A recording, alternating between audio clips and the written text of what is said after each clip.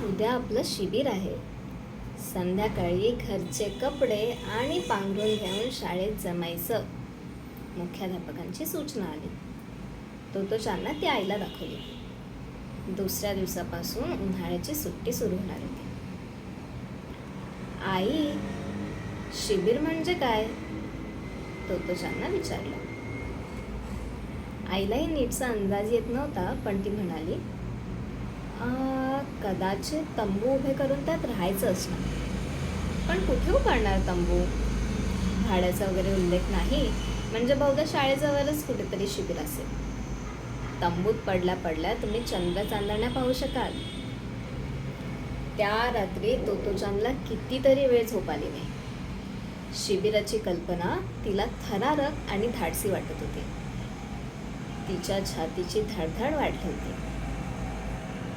दुसऱ्या दिवशी तिनं भराभर सगळं आवरायला सुरुवात केली, पण संध्याकाळी कपडे आणि पांघरून पिशवीत भरून निघताना मात्र ती किंचित घाबरली होती. जेव्हा सगळे सभागृहात जमले तेव्हा मुख्याध्यापक म्हणाले, आता लक्ष देऊन पहा हा. हातामध्ये जाड ताडपत्रीसारखा दिसणारा हिरवा तंबू घेऊन ते सभागृहातल्या छोट्याशा व्यासपीठावर गेले आणि काही क्षणातच त्यांनी दोऱ्या सोडवून तंबू उघडला. मी आता हा तंबू कसा उभा करायचा ते दाखवणार आहे, ते म्हणाले.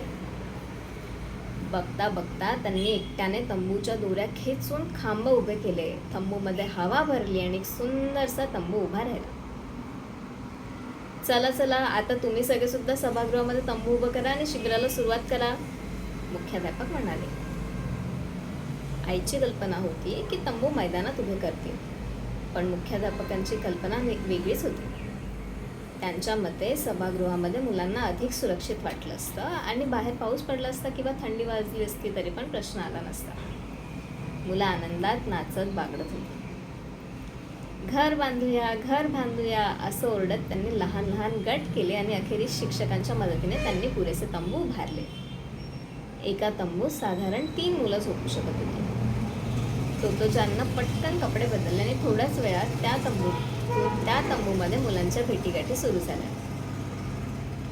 सगळ्यांचे कपडे बदलून झाले तेव्हा मुख्याध्यापक सभागृहाच्या मध्यभागी बसले. तिथून सगळे मुलं त्यांना पाहू शकत होती आणि त्यांच्या परदेशी प्रवासाच्या आठवणी ऐकू शकत होती. मुलं आपापल्या तंबूमध्ये लोळत होती. कोणी नुसतंच डोकं बाहेर काढून बसली होती, तर काही नीट बसून ऐकत होती. कधीच न पाहिलेल्या 7 समुद्रापलीकडच्या गोष्टी ऐकण्यात रंगून गेली होती. मुख्याध्यापकांच्या गोष्टी ऐकून कधी कधी मुलांना वाटायचं ते 7 समुद्रापलीकडच्या आपल्या मित्रांच्याच गोष्टी सांगतायत. आणि अशा तऱ्हेने सभागृहामधल्या तंबूमध्ये झोपण्याचा तो साधासाच प्रसंग प्रत्येक मुलाच्या आयुष्यामधला आनंदाचा आणि अविस्मरणीय प्रसंग ठरला. तो अनुभव मुलांना फार मोलाचा वाटत होता आणि मुलांना खुश ठेवण्याची कला मुख्याध्यापकांना चांगली अवगत होती. मुख्याध्यापकांचं बोलणं संपल्यावर सगळी मुलं आपापल्या तंबूमध्ये परतली आणि सभागृहातला दिवा बंद झाला. काही तंबूंमधून हसण्याचे आवाज येत होते, तर काहींमधून दबक्या आवाजातली कुजबूज. थोड्याच वेळात सारं शांत झालं. चंद्र ताऱ्याशिवायचं ते शिबिर होतं, पण मुलांनी त्याचा आनंद मनमुराद लुटला होता.